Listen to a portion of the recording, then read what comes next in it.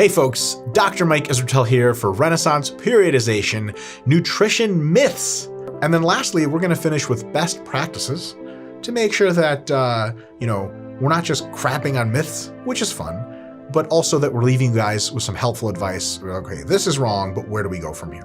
The claim that calories don't matter is usually not a technical thermodynamics claim in a food sciences laboratory. It's usually a claim that calories don't determine fat loss. Someone will say, hey, I'm trying to lose fat. Someone else will say, hey, you probably should count your calories. And someone else comes in and goes, oh, no, don't do that because calories have nothing to do with fat loss. People actually say this and they actually mean it often, like a lot, right? Now, they don't usually say this and follow up with, well, there's nothing you can do about fat loss because nothing affects it. For good reason they don't say that.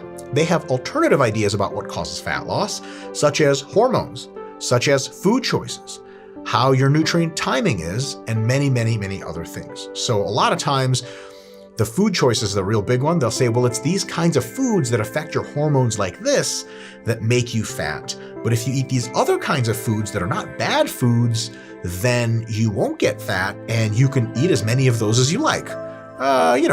Interesting claim. We'll examine that in a second. And another very related claim is that calorie counting as a process itself doesn't work.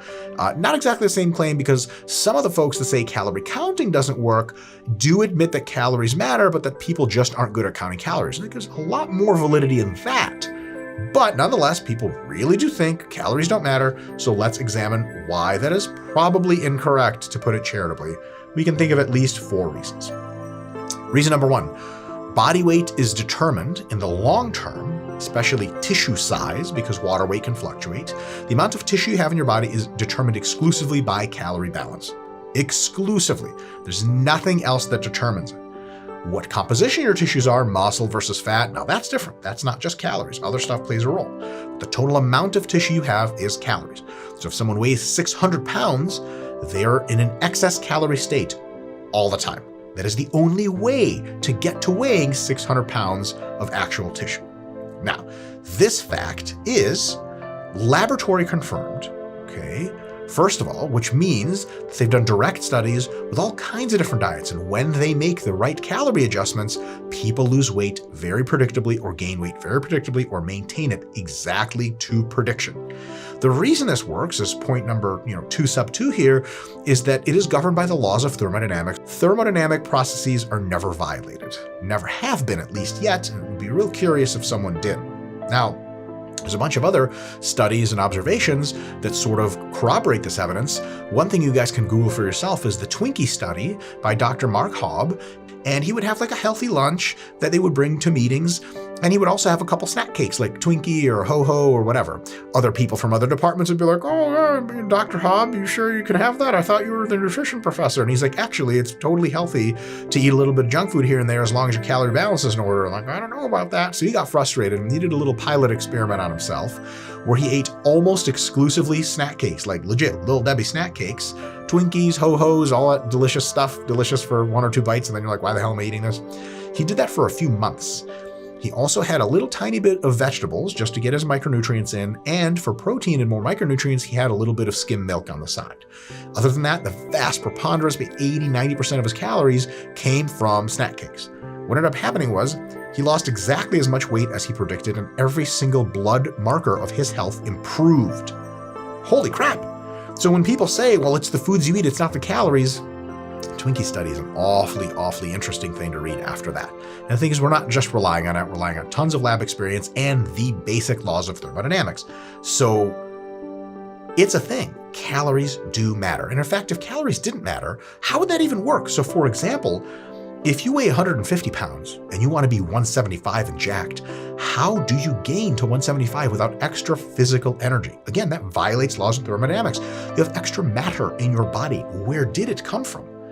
Where did it come from? You can't eat the same amount of food that kept you at 150 and have the activity be the same, thus you're in calorie balance, and get to 175. How does that work? Where does stuff come from?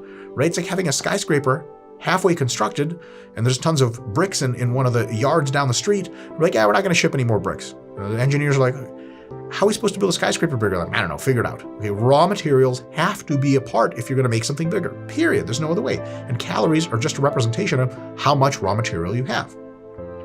Secondly, another weird scenario that we would see that we never do is if calories really don't matter, perhaps if you could eat the right kinds of foods, you could subsist on 500 calories a day and not starve. I mean, can you imagine going to a famine-stricken area and there's people out there like begging for food and you're like, you don't need more calories. What you need is avocado. Just a small amount will get your hormones settled. You'll be fine. That's nonsense, right? So it straight up doesn't work. And it's not that the idea just doesn't work and we're crapping on it. It has negative effects.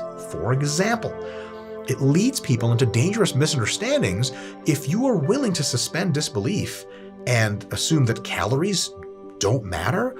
Good God, your toolbox of understanding how to diet and make sense of the world is kind of gone. It's like telling someone, you don't really need to resistance train to get bigger muscles. Like weight doesn't need to be challenging or heavy.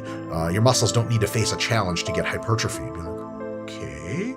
And worse still, it leads them to abandon core good dieting principles and go fad to fad to fad, trying to search for those magic foods, avoiding the calorie problem.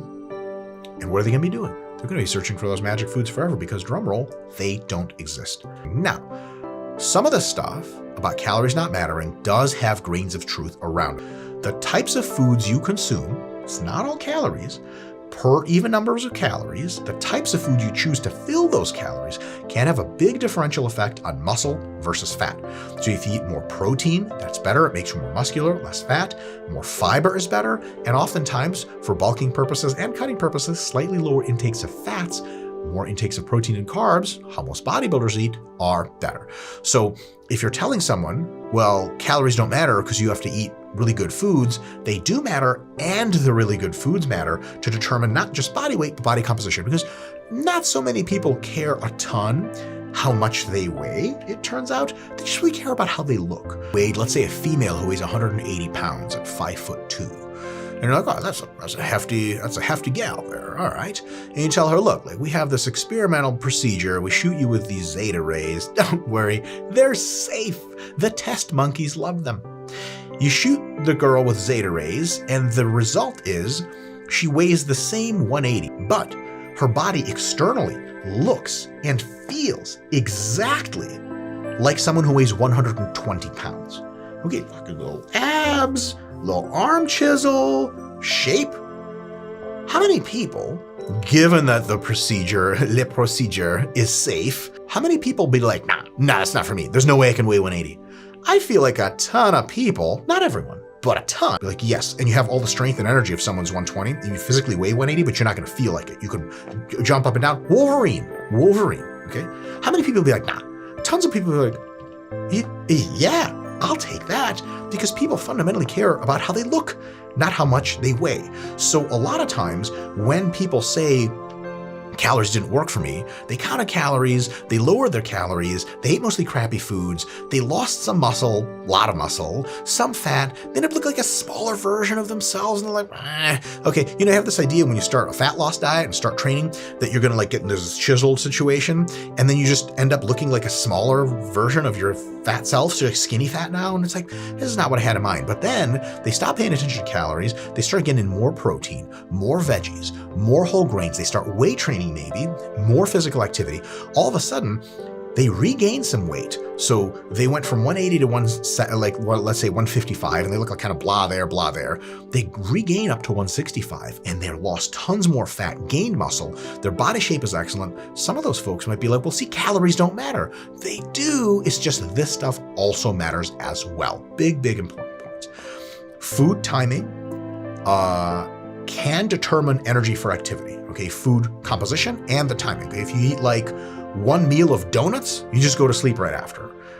But 4 meals of the same calories spread over the day of protein, carbs, and fats and healthy stuff, veggies, can keep you active and feeling amazing.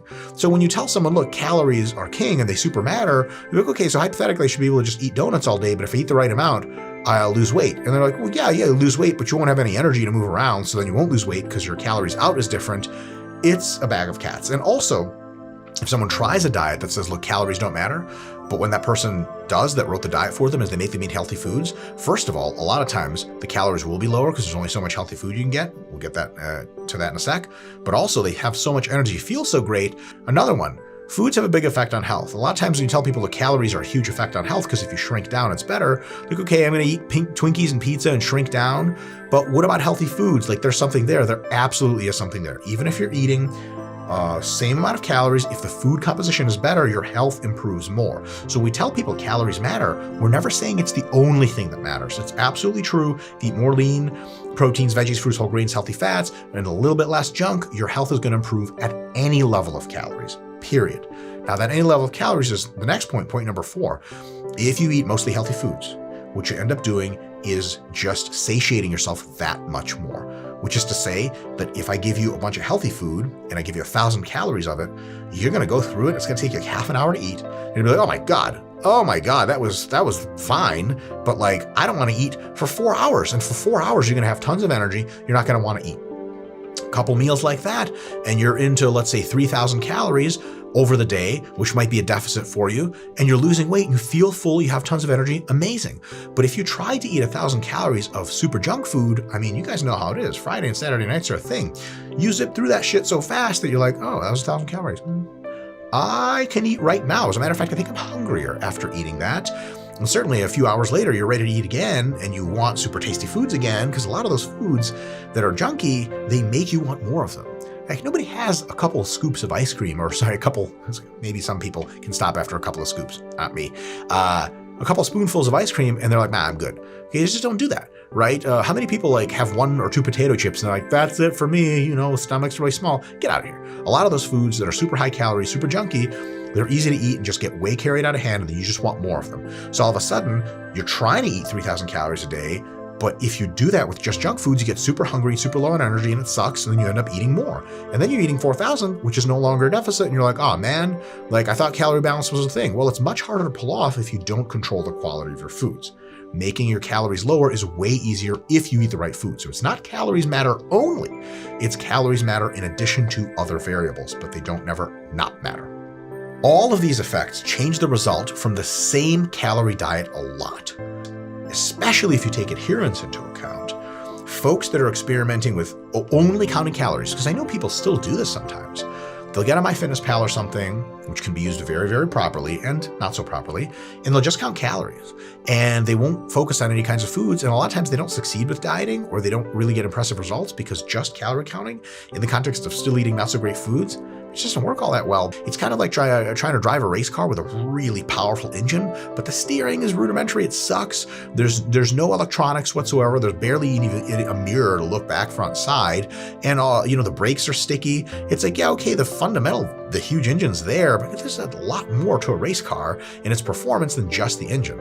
So if we include the same calories, and even maybe lower calories, we eat more healthy foods, have good meal timing, eat the right macronutrients, all of a sudden, it's like this whiz easy process that just happens. You do it, you get these great results. It's like a race car with a same great engine, but all the fancy works, the lane indicators to when you swerve out of a lane, steer assist, all that stuff, it gives you the best possible advantages, so take them. When we say calories matter, they do, but other stuff matters too. It's not either or. So when we say calories matter, just know that other things matter as well. Focus on mostly nutritious, healthy foods, control portion sizes, you will get the result that you're after. If at any point during that time you start to ignore calories, you will not see the kind of fat loss or muscle gain you want. So the real ticket is to eat very well, and then take that well eating and adjust its calories up and down as needed. Not to eat like shit and then just be like, blob off calories. Okay, that's not sustainable. It's not the best way forward. First, choose the best stuff, choose good timing, and then alter its calories, which is pretty easy because you can't eat a lot of that stuff anyway, and you'll get the results you need. Folks, that's it for this myth. See you next time for the next myth.